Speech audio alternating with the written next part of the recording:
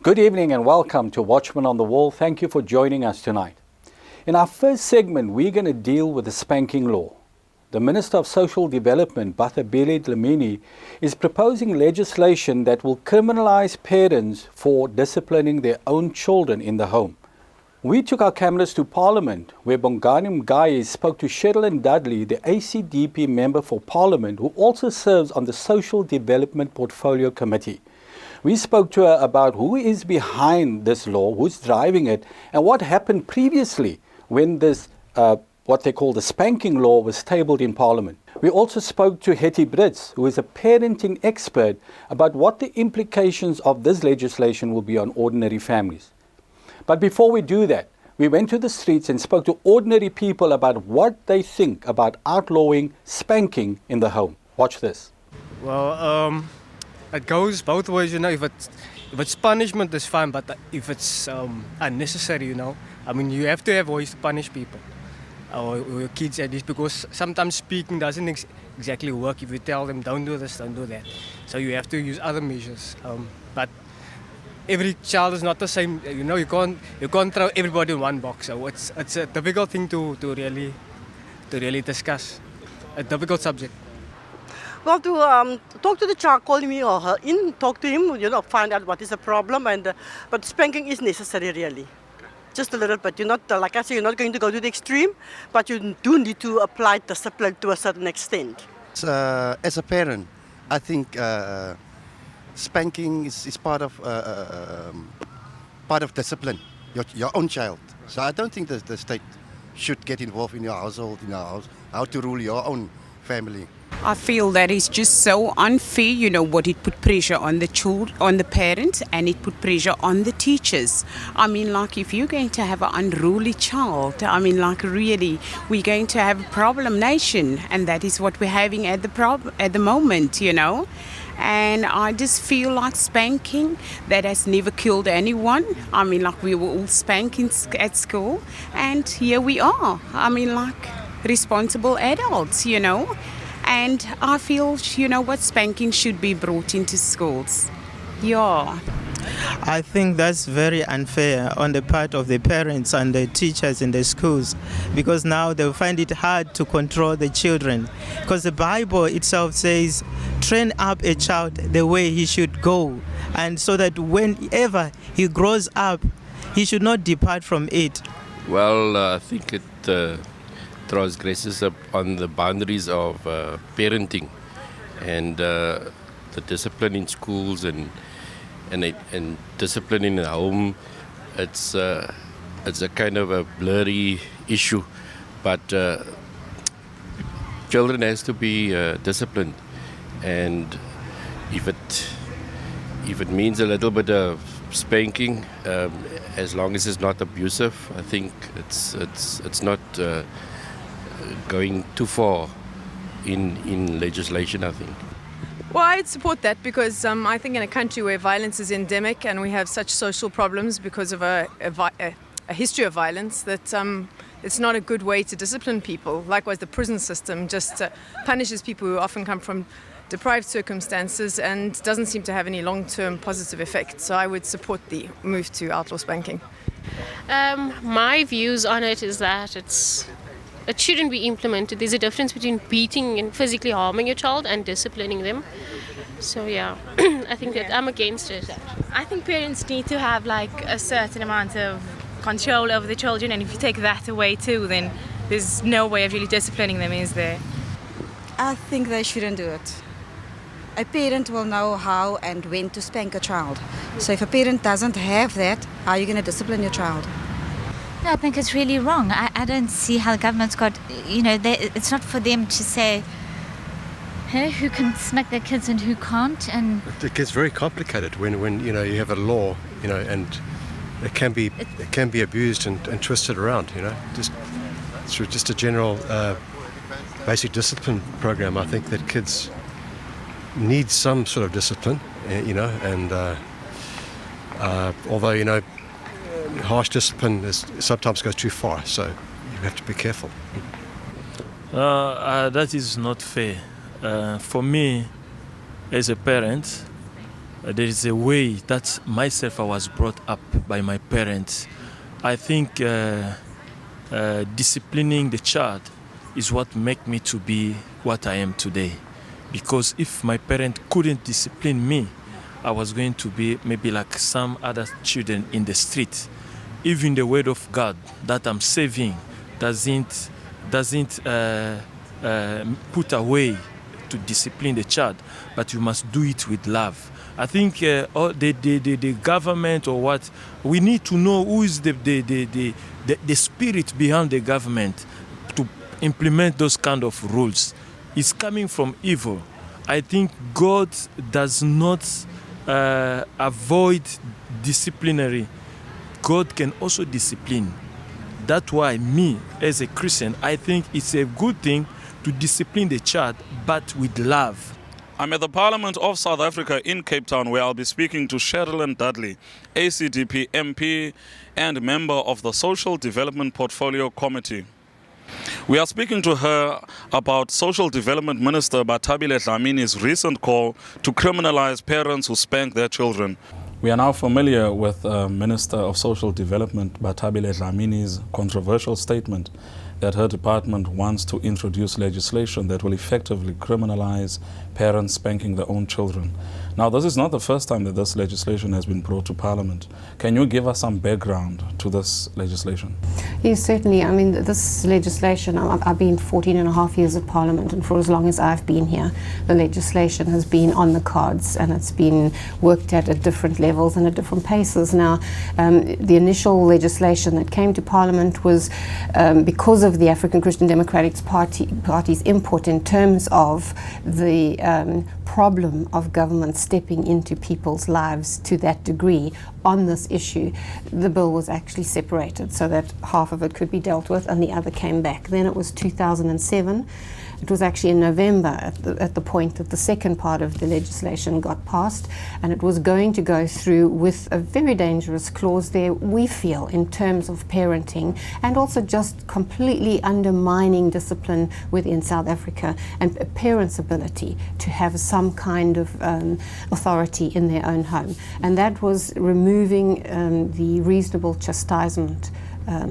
Well, what the clause that was actually in the legislation was to remove reasonable chastisement. And what the ACDP was doing was trying to convince all of those stakeholders, all of those who were adamant to do that, that it needed to be left alone. And we managed to do that. So in 2007, that clause in fact was taken out of that legislation. The legislation was passed without it. So a huge victory at that time. Now what was important about that, of course, is that whilst the African Christian Democratic Party and I think most of South Africa are fully aware of the huge problem that we have in terms of violence and abuse against children, and how it is very important that we find ways to protect our children. Taking away a clause for parents that allows parents to discipline their children is a very weak and ineffective and really problematic, misguided in fact, solution to that problem. Okay. Now you're mentioning that this comes from 2007 and the legislation has been introduced, part of it, and now there's a new, that session has almost resurrected. Do you think that there's a new pressure or a new agenda to introduce this legislation? Why all of a sudden has this now come back onto the agenda? Well, right away there was an understanding that the lobby groups that were very active at the time would get straight back into the communities. You know, there's huge mobilization of civil society around this issue. It's a very contentious issue. Churches like the Catholic Church are very strongly anti spanking of children and wanting and are supporting the removal of this reasonable chastisement clause. So there's a lot of support for this to be removed. Now, the question is, I think the difficulty is that everybody actually wants the same result. They want strong, healthy families. They want children who are not afraid of their parents. They want children who are not abused. But the difficulty is that people are not being able to agree on how to get that result. And for the African Christian Democratic Party, it is just really clear that spanking has nothing to do with abuse and violence of children. It's two completely different things. And we do have to deal with abuse and violence of children. But the red herring of spanking is really not going to help in any way. In fact, it's going to cause major problems, because where we actually have budgets that are supposed to be focused on helping families that are vulnerable, children who are at risk in that situation, now that budget's going to be used on what? Thousands and thousands of people who tap their child on the hand suddenly going before the courts. Not only are we using up social development budgets, but we're also then using up justice budgets. I mean, our justice system can't cope with what it has to cope with. And now we're going to create this kind of confusion, when in actual fact, every cent that we have needs to go to strengthen the ability of families who are known to be vulnerable, children who are known to be at risk, strengthening their potential to actually get through the situations that they're in and actually come through on the other side whole and healthy. Okay. Now you of course are a member of Parliament, and you spend time in Parliament with other members of Parliament and so on. What is your feelings, your perception? Is there support from the ANC for this legislation? Definitely from the ANC as a collective, but as we had before, the caucus will be very divided. I'm absolutely 100% sure of that. And I would say that the majority of the ANC caucus will be very unsettled with the idea of this kind of interference in terms of what they understand to be a normal parental, not just a right, but actually a responsibility. Now, our feedback, of course, is that a lot of people, from the feedback we've received, the public is certainly not for the idea of criminalising spanking of children. From the public, what is your perception? And being, of course, as you said, your role as a Member of Parliament is really to reflect the voice from the people, what people say. What is your thoughts? What have you heard from the people on the ground? Well, I think it's very divided. I think real people bringing up real families who are not at risk and who are not abusing their children have a very clear understanding that this is this is an area that should not be interfered with by government, and I think there is a natural rejection of having government step so deeply into your family life and the decisions that you're taking as a parent. But on the other hand, I am aware that civil society has mobilized, and they have been working very strongly on the ground, and they've done a fair job of helping people make a connection between violence and abuse and somehow this thing called spanking. Now, it's a sad thing, because honestly it's not taking us any closer to dealing with the actual abuse and violence of children. So this is the difficulty. So I do think there will be a fair amount of contention and confusion over this issue, but what's going to be good about this is it will be another opportunity for people to think about it, for this whole issue of what is reasonable chastisement to be put on the table. It might even be a good thing for us to consider defining reasonable chastisement. So you would say the argument would really have to be in the direction, the debate should be around the concept of defining what reasonable chastisement is, instead of wiping out completely the parents' responsibility to discipline their own children. Absolutely, absolutely. And for the ANC to run the risk of actually meddling that intimately in the affairs of the average family in South Africa. Okay. Do you think, in your opinion, that that this legislation will become a reality? Eventually it is very likely to become a reality. Global pressure is huge. The kind of money that is behind this sort of thing. But then again, as we saw in 2007, what seemed entirely unlikely when you had one member of parliament working against the full flow of everything in a different direction, and we actually managed to get that clause lifted. So that was huge. So we've seen it happen once. We can see it happen again, and I think yes, if we actually take the trouble to talk through the issues, allow people and in communities to actually really get to grips with how they feel about this themselves, where they think the problem lies, and not just be swayed emotionally. I think it's going to be very helpful. I think it will help us as families to be stronger, more sure about what we're doing in terms of what is right, what's wrong, what's acceptable, what's not acceptable. And I'm hoping that whilst we can enjoy the experience of taking us a little deeper into our democratic experience, I would really, really appeal to South Africans not to lose that clause that allows for reasonable chastisement, because it is actually a parent's responsibility and it has nothing to do with abuse, and we must not confuse it as actually a cop-out for government, because it looks like they're doing something in terms of abuse of children, and actually it's not. So we must focus on the real issue and leave the red herring. Okay. Now, in closing, you talked about external influence. Do you think that is a big part of the issue here, that government maybe is feeling the pressure, to please society, to present, to portray itself as doing something about abuse? Do you think there is an unreasonable pressure on government from external sources? I wouldn't say it's unreasonable. I think what it is that it shows a healthy democracy in South Africa. So what you have is the ANC, who like to think that they at times have the moral high ground in terms of human rights and whatever. So they really don't want to be found dragging their feet on those issues. So when you have civil society being able to organize, and where there is funds behind that organization, it can place huge pressure on them. But that's good, because that's how democracy works, and that's how we keep the checks and balances and keep us all on our toes. So now what it's going to take, though, is for clear thinking people to bring the other side of the story, to actually separate the issues. Spanking, a tap on the hand, a tap on the bottom, has absolutely nothing to do with abuse and violence toward children. Once we clear that issue, it's fine. The other issues we have to clear is, where do we actually want to spend our budget?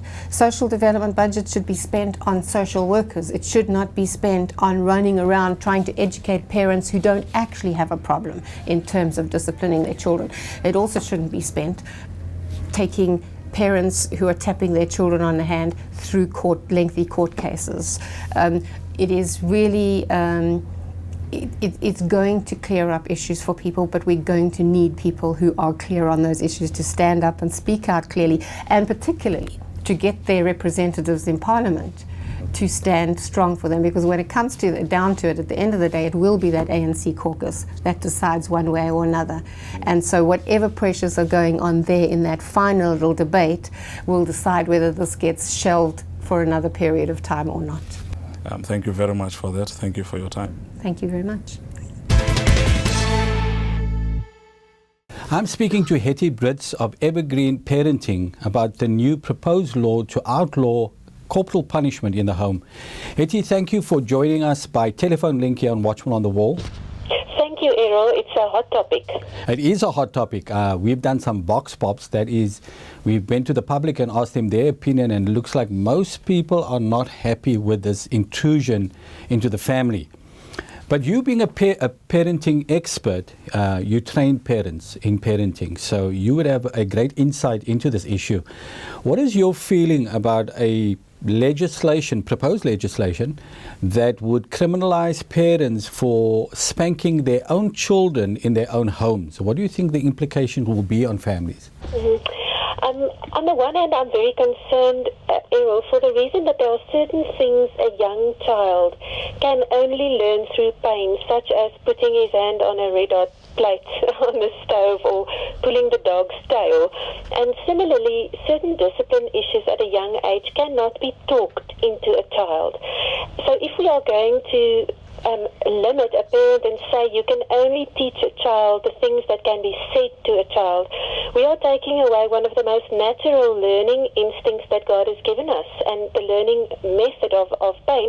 If I have, if I skip a red light, that 1,000 Rand fine is painful, and that's why I learn not to do it again.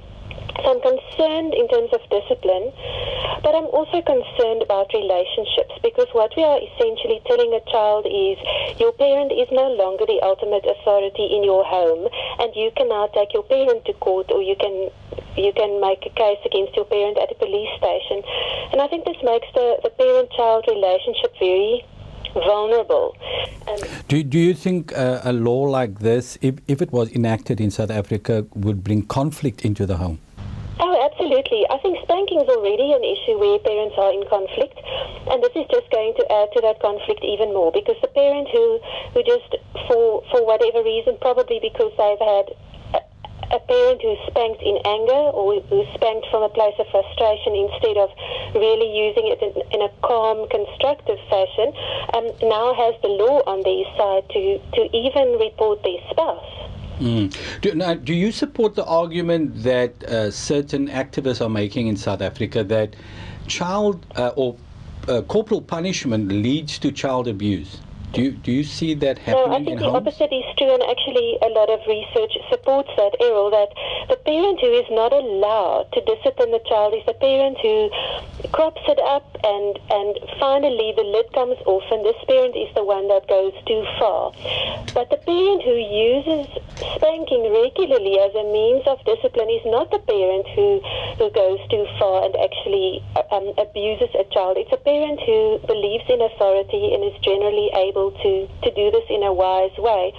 And at the same time, what goes with that argument usually is that it leads to violence.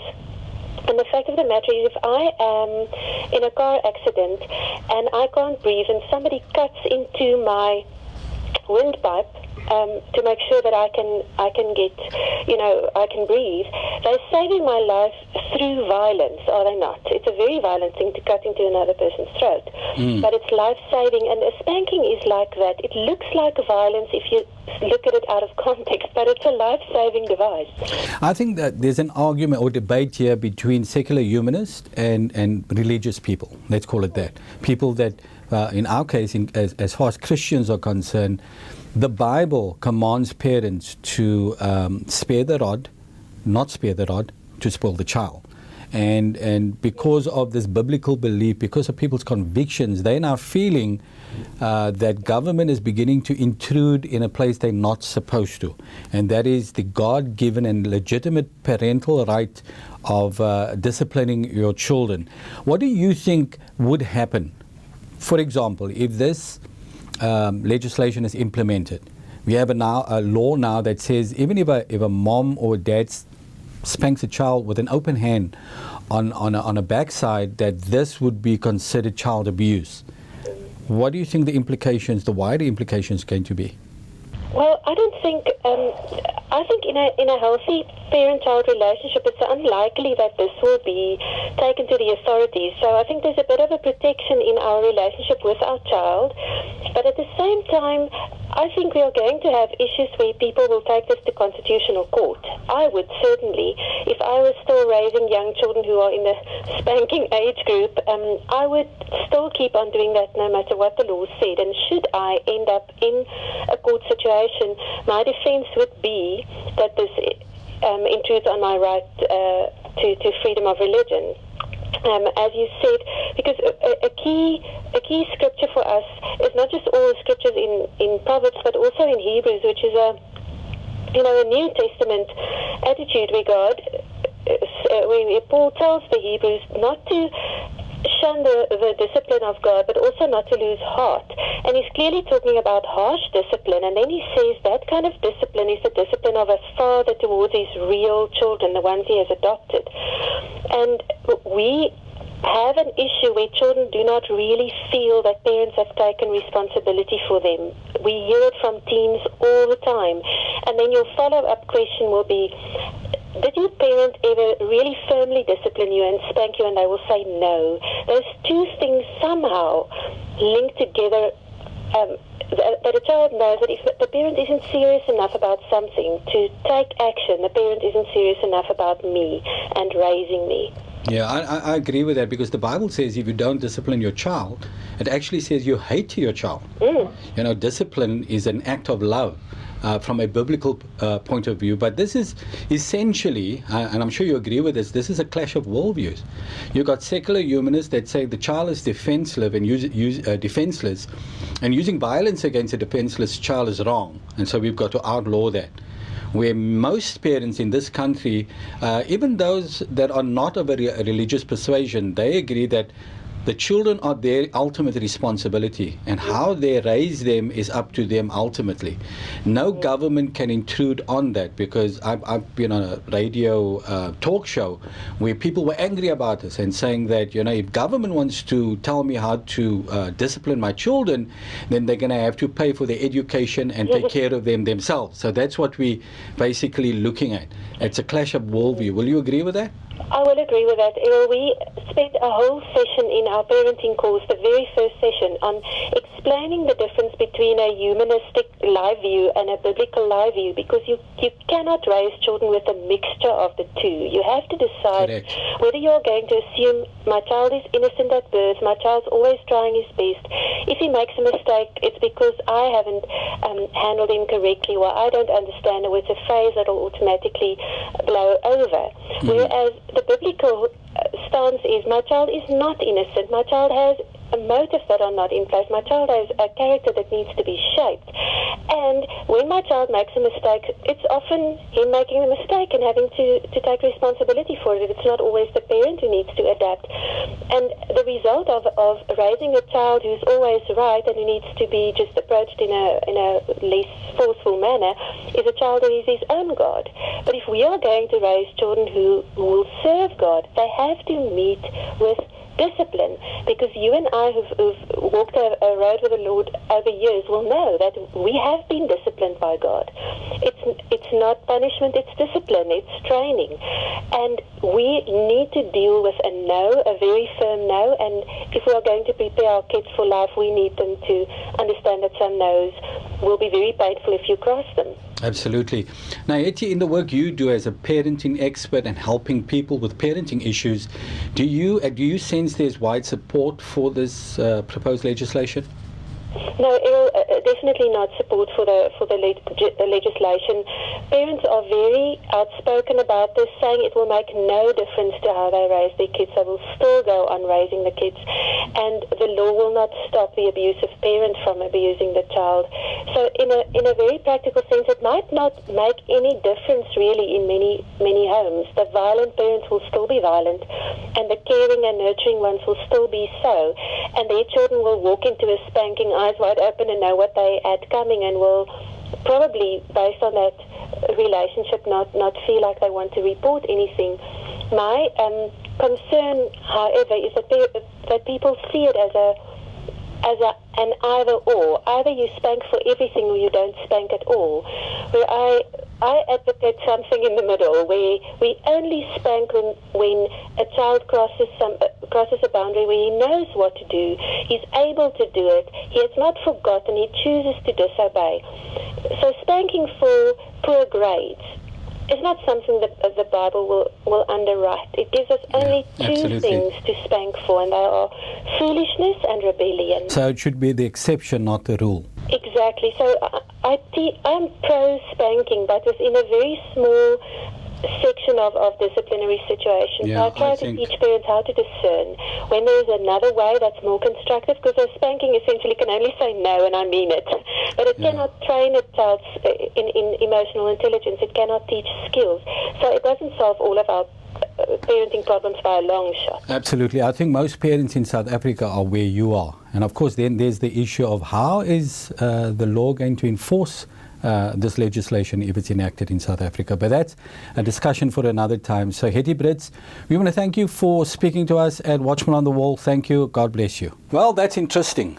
According to Errol and Dudley, there's a powerful but very vocal group pushing this agenda at Parliament. And we want to keep you informed about the progress of this legislation. It is not a law yet, it's not even a draft legislation, but as this thing develops in Parliament, we want to keep you informed. Make sure you go to our website at familypolicyinstitute.com and subscribe to our weekly newsletter. That's the primary means that we keep you informed, educated, and equipped about the issues facing our nation. Next up, we speak to Kareem Sandenberg from Stop Trafficking of Persons to talk about the Anti Trafficking bill that was recently signed into law by President Jacob Zuma. Kareem, welcome to Watchmen on the Wall. I'm honoured to be here, Michelle.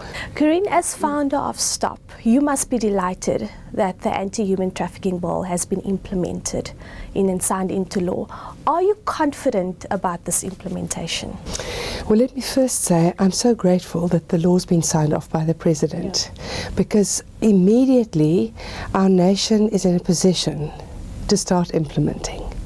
And I would just like to track back and say this law has been workshopped since 2006. Wow. And I just want to bring absolute honour to the Justice Portfolio Committee. Yes. And I want to bring honour to national government and provincial government. And I just want to thank our President for honouring us with this amazing legislation, because now we've got credibility in the eyes of the nations. Yeah. So your question was about implementation. Well, interestingly enough, that we as NGOs and government and volunteers couldn't wait for the implementation of the bill, because girls were being trafficked. Yes. So we were rescuing girls long ago, even before 2010 and even before that. And in 2008, I think the public of South Africa, the NGOs, Salvation Army and various others with STOP, started opening up safe houses for victims of family violence and abuse, but like for trafficked victims also, in preparation for 2010. And the Hawks got on board with an amazing task team to rescue girls in case we've got in the safe houses social workers and people. So what I'd like to say to you, implementation has been going on for years. Yes. And we can confidently and comfortably say to government, yes, there's a lot of stuff that still has to be done. But I would like to say to government today, we're here, we've said to you in Parliament, we're going to implement for you, we're going to help you. We're excited to prove to you that we've actually got a lot of stuff in place already. Yeah, now I can see by your countenance that you are really happy and pleased with that. But as you know, in the traffic industry, prostitution in South Africa is still on the increase. You know, and so how do you think that this law will actually assist in the scourge with sex trafficking? Well, I think the most important thing is that the police now have a mandate. They have a law. They have legislation. They can move into any brothel now. Yes. It's not only the law enforcement and the people from the municipality that had to sneak in on bylaws to try and find trafficked children and people. Now there's a legislation, so the police can lawfully, without any hindrance, go into any place and say, we want to see the passports, we want to see what's going on here. So that's wonderful, and I'm very grateful for that. I'd like to track back and say South Africa is amazingly under the grace and mercy of God. You know, the fact that we didn't have a war in 94 or 93. I mean, we made history in the world that a new government took over without a war. That's the first thing that happened. The second thing that I'm so grateful for, and that is that the public of South Africa stood up so strongly, Michelle, against the proposed legislation for the legalization of prostitution for the World Soccer. The public letters that were written to the Law Reform Commission were so many that they just said, we can't pass this law. We have to go through these submissions because it's law that the public participate. Only in 2011 will we have gone through all the public letters. So we were blessed by the grace of God not to have prostitution passed by 2010. Because if it had happened, airbuses of girls would have flown in through the mafiosi who were already negotiating with each other from the East Bloc countries, from China and from everywhere. And Michelle, the wonderful thing is, I'm sorry I'm so excited about this one, I've got so much to tell. The fact that prostitution was not legalized, even the prostitutes were off the streets because the policing was so present, you know, round about the stadiums. The fans went back and publicly in the newspaper and the media said, we're bringing back our families to South Africa because this is a clean country. So tourism got a boost. Tourism is taking up, Michelle, since 2010 because the people fell in love with South Africa, which is a morally clean nation. Yes. Wow. Well, you know that the Gender Commission supports decriminalisation of prostitution. Now, in view of the fact that most of, sex trafficking happens, is prostitution, how do you think that this will then affect, how will decriminalisation affect the combat against sex trafficking? Well, let me take you back to what happened in Germany. Prostitution was legalized just before the 2006 World Cup. Girls from Moldova, from Slovakia, from Russia, from all over, flooded Germany. And I recently read an article that Reuters released. It says, Germany, the biggest brothel in Europe. The girls never went back, Michelle. There are 200,000 girls just in Berlin area at the moment. They are, the one said, I'll do it just for a Big Mac. That's how far it has fallen. Germany, and I said to myself, well, South Africa, if you want South Africa to be the biggest brothel in Africa, legalize prostitution. That's my message to South Africa. And so I would like to say to you, and that is that the mayor of Amsterdam said a very profound thing. He said, when prostitution is legalized in a nation, you have no control over organized crime, because the prostitution and the brothels are the cover-up umbrella for organized crime, for drug peddling, and for human trafficking of women and children. So the fact is that the decriminalization of prostitution in South Africa is going to make it extremely difficult for us to rescue trafficked victims, because then the guys can't go into the brothels because it's legal now. So the fight is on, and STOP is part of a huge body in South Africa that is going to fight. And something just came to mind now, Michelle. One of the parliamentarians, when I did a public submission to the Law Reform, it wasn't the Law Reform Commission, it was the Justice Portfolio Commission. He said to me, when I'd finished my submission, he said, I'm very confused. He said to me, is it possible to legalize prostitution in this nation? Because he's one of the decriminalization persons. I said, it's not possible, sir. I said, because we have moral values and standards, we have family values. We are a Christian nation still. I said, you can give it a try, but it's not going to work. So I was actually prophesying, I hope I'm proclaiming it again. Yes. Prostitution will not be legalized in our nation by the mercy and the grace of God, Michelle. Thank you so much, Kareem, for your wonderful work, and thank you for assisting South African and rescuing so many other girls. We need to applaud you for the good work. Thank you, Michelle. Thanks. It's an honor. It's an absolute honor. Oh, thank you. We're talking to the Vice Chief of the Vice Squad here in Cape Town, Nathan Ladagudi. Nathan, thanks for talking to us. And we're standing in Brooklyn, a high crime rate area. Now, Nathan, recently there was a raid on a brothel and you rescued a young lady out of trafficking. Tell us about that. Yes, Errol, thank you. It was on the 20th of June this year that a joint operation took place between the city's Vice Squad and the Hawks to rescue a girl who was human trafficked from Gauteng. During the operation, a Nigerian foreign national male was apprehended, who is currently still in custody. The girl has been taken to a safe house pending the finalization of the court case. She was originally brought from Gauteng, and when she arrived here, she was forced on drugs. She was also raped and then forced out into the streets to do prostitution. So where this young lady now? She's in a safe house. Unfortunately, the location we cannot say. No, that's fine. The thing I want to ask you is there's many arguments being made that human trafficking is not such a serious crime in South Africa, and just the Vice Squad, the work of the Vice Squad, the raids on brothels, on busting these syndicates in areas like this in Brooklyn. Do you see trafficking going away? Since the city established the Vice Squad, it's been a unit that concentrated specifically on prostitution and combating brothels. And we ascertained that most of your human trafficking cases that we came across originates from these premises, from the streets and from these houses. So we are making a dent in the industry. We had many numerous rescues of girls throughout, from all regions of the country. And the people involved in trafficking, the syndicates, are they locals or are they from other nations? Errol, 90% of our cases, the arrest that we've made is your Nigerian foreign nationals. Those are the people that was responsible for abducting these girls and using them for prostitution. So Nigerian crime syndicates are mostly involved in trafficking and forcing women into prostitution in South Africa. Yes, that's the cases that we have come across here in the city.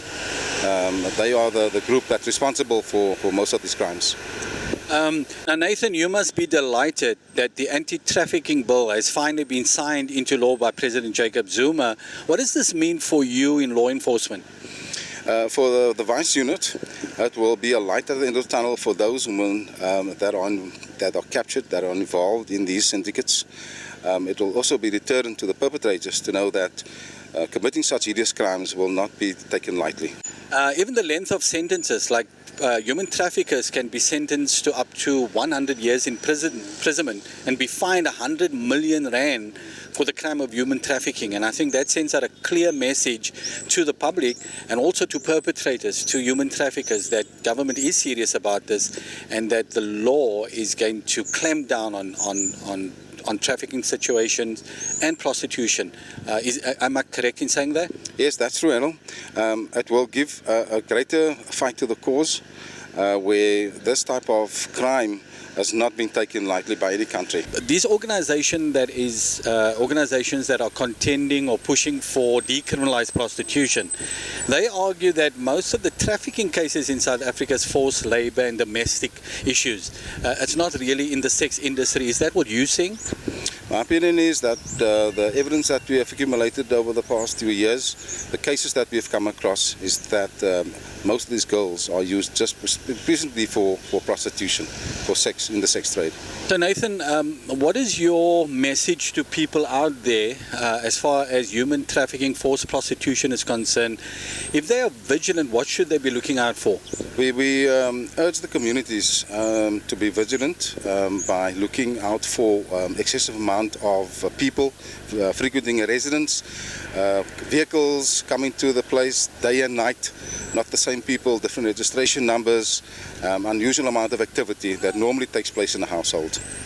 So, I mean, that would be a dead giveaway. If you're living in a residential area and there's cars coming to and fro from what is supposed to be an ordinary house, different cars coming to and fro, that's a dead giveaway that there might be some illegal activity happening there. And so people should phone the police straight away, or is there a special number that they should contact? Yes, they can. They can phone the all hours control room number. It's 021 596 1999. Or they can phone the office number during the daytime at 021 980 1404. Thank you. Thank you. We're excited that the Anti-Trafficking Bill has finally been signed into law after 6 years of going through Parliament. However, there's still a lot that needs to be done. Regulations have to be passed before this bill is actually implemented, but we thank God that it is. Next up, we speak to Louis Blom from Judea Harvest about a wonderful new initiative called 10 that the church is involved with. My name is Louis Blom. I am one of the founding members of Judea Harvest 14 years ago. I pastored a church in Kempton Park for many years, and I have a passion to see the kingdom of God expand, roll out, churches planted, souls being won. Judea Harvest have been in existence for 14 years now, and we started with the vision to mobilize, to equip, to resource God's laborers to bring in this great and wonderful harvest that is ripe, ready in South and Southern Africa. Our basic concept is to establish satellites. Satellite is a group of churches in a specific geographical area that work together, and in that satellite we've deployed our tents, our training, the Bibles, and in the last 14 years we've deployed 2,400 tents, hosted more than 10,000 gospel crusades, and the net result of that is that more than 5,000 new churches have been planted in South Africa and Southern Africa. And the wonderful, beautiful thing about the work that God is doing in our lives and through our ministry is at a certain point in time when we go into an area, there is nothing. There are no churches, there are no facilities, and there's just an open piece of land. And you can pitch a tent in one day. So tonight there's nothing. The next night there's a tent, there's an evangelist, there's a church planter, he starts a crusade, he preaches, there are people, and people are so open and receptive to the gospel of Christ in Southern Africa. Within a week or two, there are 100 people baptized, ready to join the new church that is formed, and the results and the fruit of that life change that happens in that community. People get saved, their lives are transformed, and that community just becomes a better place to live in because of those Christians becoming salt and light for their community. In our searching and pursuit of finding high quality world-class leaders and teachers that could assist Africa with this training and educational challenge that we are facing, I met up with Dr. Bruce Wilkinson again last year, and many years ago we worked with him when he was in South Africa, walked through the Bible, and we did some very great projects with them. They also helped fund some of the tents that we have deployed, and we rolled out many of the trainings of Walk Through the Bible. He developed stuff like God's Answer to HIV and AIDS, the Beat the Drum movie, and we used many of the resources he has developed already in the Judea system in a huge way, and that have blessed the communities big time. So when I met with Dr. Bruce last year in America, while traveling through America searching for friends and partners to work with us, he was actually retired from active ministry at that point in time after he left the batch of ministry he did in Africa, but God still stirred in his heart again to finally, before he retires for the second time, become involved in Africa once again, and he's putting a lot of money, energy, resources into Africa and developing some great courses, how to double your church, how to become a great communicator, etc., that he's going to roll out in 10, and Judea Harvest is just thrilled to have Dr. Bruce once again back in Africa, ready to roll out 10, teach every nation. Hi, my name is Bruce Wilkinson, and I'd like to share with you an exciting vision called Teach Every Nation, T-E-N. We kind of call it 10, the 10 vision. I'm all the way down from the United States to be a part of perhaps the fastest and the most exciting movement of God among churches I've ever heard about or have ever read in church history. Do you sense it in your own heart that it's Africa's day? Finally, the day has come when Africa's going to rise up and fulfill the destiny that God has always had in his heart for this continent. It's Africa's moment in history. And that's why I'm here. I want to just touch the edge of the garment as the Son of God does his thing in Africa. And the key person in all of the movement, when Jesus said, I'm going to build the church, is the under shepherd, those people that Jesus Christ and the power of the Spirit touches and said, I want you to be one of the pastors of my churches. And this is the time in which Jesus Christ, I believe, has decided it's now time to come and rise up and fulfill the destiny and change Africa by the pastors and the congregation touching the community. That's why I'm here. You know, I wouldn't miss this. I wouldn't miss this for anything in the world. And I don't think you want to miss it either. We believe that every church in South Africa can play a role in this huge training initiative, either by hosting a site where we don't have sites. Please go to our website and contact us, and we will be glad to help you become involved and host via the DSTV simulcast technology such a training site, as well as we would also love for all churches in South Africa to send their students to the 500 sites that we have already recruited across South and Southern Africa to go to our 10 training sites to be equipped for those 3 days. Practical ministry, experiencing ministry training, where we don't teach people to know things, but we teach people to do things. So this practical course is available right throughout South Africa. Every church can send students to all our training centers across the nation. Dr. Bruce Wilkinson and 10 launches along with Judea Harvest as the local rollout partner on the 11th of September for a 3-day training simulcast in South and Southern Africa. Well, I'm very excited about this new initiative called 10. Teach Every Nation. If you need more information, go to their website, how you can participate in the launch that is going to take place on the 11th to the 14th of September this year. Well, that's our show for tonight. I hope you enjoyed it. Thank you for joining us tonight. If you've got a suggestion or comment about the show, please email us at info@familypolicyinstitute.com. You can also join us on Facebook or on Twitter. The information is on our website, familypolicyinstitute.com. Make sure that you subscribe to our weekly newsletter. This is the way we correspond with you, the church out there, about issues that we face in this nation. Thank you for joining us. God bless you, and remember to keep on standing. Andrew, welcome to Watchmen on the Wall. Now, we heard about this investigation by the Human Rights Commission of South Africa, investigating your church, Joshua Generation Church, for standing on a biblical principle, which is the Proverbs scripture, spare the rod, spoil the child. Okay, so how do you feel about this? The fact that the Human Rights Commission is investigating you for essentially what is your stand on a biblical principle.